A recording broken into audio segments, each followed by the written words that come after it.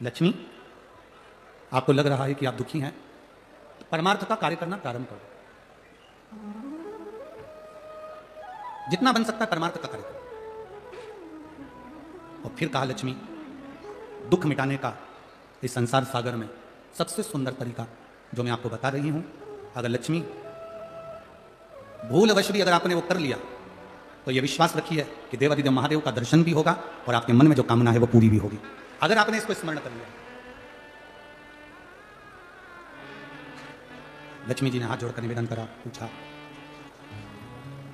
मैं अंदर से बड़ी दुखी हूं, बहुत तकलीफ है, बहुत कष्ट है, बहुत ज्यादा दुख है, कष्ट है। आप मुझे बताएं कि मेरा वो दुख मिटेगा कैसे,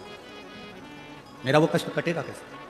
जो पार्वती जी ने लक्ष्मी जी को कहा है दुख मिटाने के लिए उपाय जो बताया, वो आप भी अपनी जिंदगी में धारण करिएगा। सुनो लक्ष्मी, तुमने जो पार्थिव शिवलिंग का निर्माण करा था, उस पार्थिव शिवलिंग पर आपके अश्रु गिरे, वो अश्रु मेरे पास आए, उस अश्रु के बल पर मेरा दर्शन हुआ। अब लक्ष्मी, इस संसार सागर में भूमंडल पर जहां भी बेलपत्र का वृक्ष हो, ये भूमंडल पर इस संसार सागर में जहां पर भी बेलपत्र का वृक्ष हो,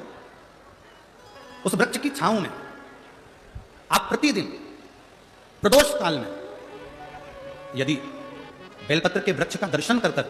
शिव नाम का जाप करोगी तो भगवान देवादिदेव महादेव का दर्शन अवश्य होगा और दुख कटेगा। एक कथा आप लोगों ने अगर सुनी होगी, पहले हमने एक बार परली बैजनाथ में सोमानी जी कथा कराए थे। तो परली बैजनाथ में जब सोमानी जी कथा कराए थे तो उसमें हमने एक बात कही थी, उसका स्मरण यदि आपके अंदर होगा तो आपको स्मरण में आ जाएगा। परली बैजनाथ की कथा में कहा था कि प्रदोष काल के समय पर, शाम के समय पर बेलपत्री के वृक्ष के नीचे जो जाकर बैठ जाता है या बेलपत्री के वृक्ष की जो जड़ है उसका मात्र स्पर्श कर लेता है, बेलपत्री के वृक्ष की जड़ की मिट्टी का भी अगर मस्तक पर तिलक धारण कर लेता है या उसको नमन कर लेता है, प्रदोष काल में, प्रदोष के समय पर, शाम के समय पर प्रतिदिन अगर वो शिव की भक्ति का स्मरण कर लेता है, प्रतिदिन नहीं कर सकते तो प्रदोष की प्रदोष करो, प्रदोष की प्रदोष नहीं कर सकते सोमवार की सोमवार करो, ये भी नहीं कर सकते हर महीने की शिवरात्रि आती है तो शिवरात्रि पर करो, ये भी नहीं कर सकते तो प्रयास करो कि अपन प्रतिदिन शाम के समय बेलपत्री के वृक्ष के नीचे से अगर कोई निकल कर जा रहा हो उसका मात्र दर्शन हो जाए तो भी हमारा दुख आधा समाप्त हो जाए, तो भी उसका दुख समाप्त हो। शंभु शरणे मांगो